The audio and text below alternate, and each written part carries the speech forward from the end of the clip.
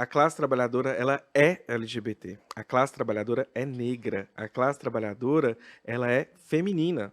Inclusive, a classe trabalhadora feminina tá lá trabalhando em duplas jornadas, triplas jornadas, fazendo trabalho de graça, inclusive. Então, O que é as trabalhadoras domésticas, né? A classe que demorou anos, né, depois para conseguir conquistar direitos trabalhistas. E aí eu sempre faço essa analogia que é, cara, essa mulher que assume esse cuidado da casa, esse cuidado dessas pessoas, ela é ela acaba sendo uma ferramenta importante para que, mano, esse cara seja um bom executivo. Por quê? Porque ele não faz a comida dele, ele não limpa a casa dele, ele não limpa a roupa dele, e aí ele pode executar o trabalho dele. Então essa mulher, o trabalho dessa mulher é essencial para a manutenção, inclusive, do privilégio dessas pessoas. minha mãe começou a trabalhar como doméstica aos 7 anos de idade. Mas ela nunca foi doméstica, porque ela foi a menina que saiu da roça para morar aqui em casa. Aí a menina que fazia tudo, que olhava criança, uma criança olhando outra criança, uma criança limpando a casa, uma criança cuidando da casa até a adolescência. E aí, na primeira chance, ela casou com qualquer um que poderia ser meu pai, no caso, né? Não, e são essas discussões que a gente precisa. Por que, que a gente precisa fazer discussões feministas? Porque a gente ainda tem uma manutenção de uma política de escravidão, né? De uma mente Exatamente. Você quer um exemplo bem arquitetônico? O quartinho de empregada. É a coisa que mais, talvez, eu acho simbólico, porque vai existir hoje nessas estruturas, todos os apartamentos antigos têm o quartinho, que é um lugar, às vezes é um apartamento grande, mas você entra um quartinho deste tamanhozinho, um banheiro deste tamanhozinho, isolado da casa, isolado dos sujeitos ali, e eu acho aquilo ali uma arquitetura hostil e simbólica É, de um total. exemplo claro, né? Total, a gente se mudou, né? Eu mudei com a minha mãe, a gente foi pra um apartamento, a gente conseguiu achar aqueles apartamento grande, mais Uhum. antigo. E Com aí, certeza tem esse não, espaço. sim, aí a gente olhou, olhei pra minha mãe e a gente falou, meu, isso aí é depósito, pelo amor de Deus. Lá em casa é E é depósito. louco, e é louco, porque todos os chuveiros da casa é a gás, mas o que seria do banheiro da trabalhadora doméstica é de luz, como é que fala? De energia elétrica. Lá de casa, onde tem esse banheiro, não dá. Tipo, tem o vaso e não tem um espaço pra você sentar de frente pro vaso. Você sentar no vaso. Não tem espaço. Tipo, já tem uma parede assim, com um espaçozinho. Você levanta a perna e vai não tem box, né? Então você vai pro espaço que cai a água do chuveiro. Não é, E era um cano sem energia. Lá não tinha nem energia. são coisas simbólicas, né, que mostram aí essa mente escrava, que é uma coisa que remete à escravidão, né? E é muito louco, porque a gente precisa tocar nesses assuntos e discutir essas coisas, porque são atravessamentos de raça e classe e gênero que tá aí, cara, e não sobrevoam a classe trabalhadora. Eu sempre falo isso. Eu falei pra Sabrina, falei pro Jones, eu tenho uma sensação que as pessoas ainda estão presas, uma parte da esquerda ainda tá presa nessa ideia de que a classe trabalhadora tá no chão de fábrica. Nem chão de fábrica mais tem, cara. Estamos vivendo outro fenômeno de uberização, eh, depois da reforma trabalhista, né? Criaram formas de explorar totalmente diferentes e deram nomes diferentes para a mesma coisa, que é a exploração em um nível mais extremado que a gente não consegue ter noção. A pessoa não tem mais a bicicleta dela, a pessoa não tem mais a moto dela, porque às vezes é alugado, ou não tem o carro dela para trabalhar, no caso de Uber e entregador de aplicativo. E essas pessoas que estão trabalhando, elas são racializadas, elas são LGBTs. Algumas a gente vai ver uma minoria feminina pelo próprio espaço de estar se expondo, né? A gente sabe que no caso, por exemplo, uma conhecida minha estava precisando de trabalhar e iria para o aplicativo, não foi por medo, por sofrer qualquer Aham. violência além das que já está exposta. E aí a gente vai vendo como que nós estamos cada vez mais apartados e cada vez mais essas pessoas são eliminadas da plataforma com um clique ou por um robô, por um bot ou qualquer outra coisa. Então, se a gente não pensar que cada vez mais a gente tem formas extremadas de explorar as pessoas, formas de que a tecnologia avançou. Você gosta do mundo nerd, eu gosto do mundo nerd. A gente sempre imagina um universo tecnológico que a gente poderia trabalhar menos, ter mais tempo para lazer, sei lá, para ler, para praticar uma arte, fazer alguma coisa. E aí a tecnologia, ela não só não nos salvou, como ela está cada vez mais nos aprisionando em dados, nos aprisionando em formas de explorar, em formas de trabalho cada vez mais precarizado, e isso afeta muito mais pessoas racializadas, LGBTs, mulheres, PCDs. Então a gente começa a perceber de como que nesse mosaico, voltamos lá para o mosaico, de como que essas peças também se encaixam, e não tem como a gente não falar das identidades e de como que elas se organizam dentro dessa relação capital, trabalho, exploração, como que isso está funcionando.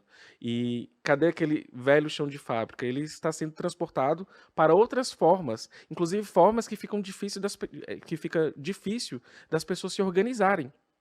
A gente vê Sim, eu ia os. perguntar, eu ia falar disso, né? A ausência dos sindicatos. Porque, por exemplo, sei lá, a gente tava.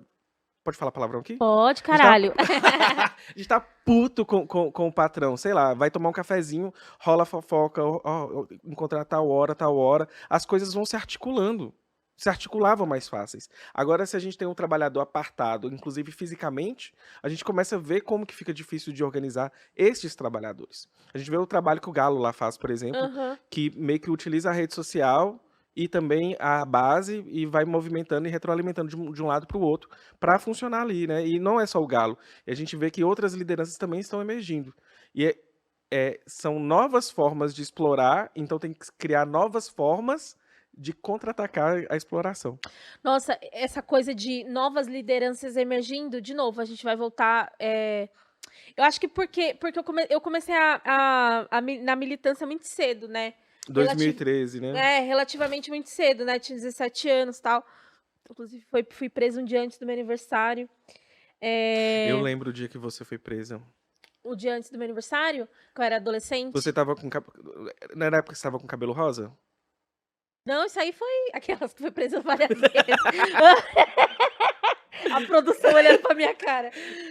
Não, isso aí foi. Isso aí eu já tava fazendo perifacol, não. Esse dia foi horroroso também. Porque eu vi em vídeo, então. E aí a gente vê e só vê, e depois cadê a Andresa? E a gente ali sem saber o que fazer, né? Sensação de impotência. Não, Nossa, totalmente. eu assim. quase não dormi direito aquele dia. Não, Porque eu fiquei várias com crise de pessoas. ansiedade. Várias pessoas ficaram. E aí, uma outra amiga que tinha mais contato com você, ó, já sabemos, já tá tudo certinho, já se organizou. Não, foi um Aí negócio eu assustador. respirei. Foi um negócio assustador, né? Era um movimento de Facebook ainda. A gente tinha mais voz no Facebook antigamente.